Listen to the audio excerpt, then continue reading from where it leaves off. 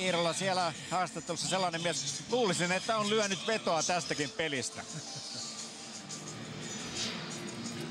Niin, otetaan lähetykseen mukaan pokeriammattilainen Ilari Sahamies. Miltäs meininki täällä on Helsingin Olympiastadionilla on vaikuttanut?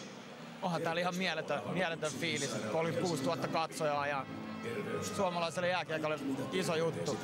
Ja Jokereille tietenkin ainoa kiitos vaan, että ne on järjestänyt tää. Toivotaan niiden punanutut jyrää. Niin IFK-miehiä olet. Mikä saa sinut kannattamaan juuri IFK?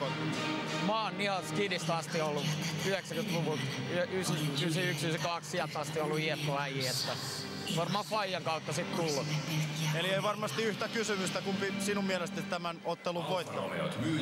No kyllä se näyttää nyt IFK-peliltä, että toivotaan, katsotaan. Pokeriammattilaisille tietysti uhkapelit tuttuja. Onko tässä kyseisessä ottelussa vedot menossa? Oon joo painanut pienen betsin, totta kai IFK-puolesta täytyy sen verran sydämellä painaa. Ja muutenkin kyllä se niinku tuntuu IFK-peliltä.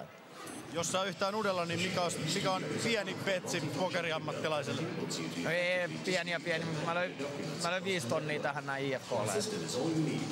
Katsotaan mitä käy. Lupavalta näyttää. Kiitos paljon Ilari. Yes, kiitos.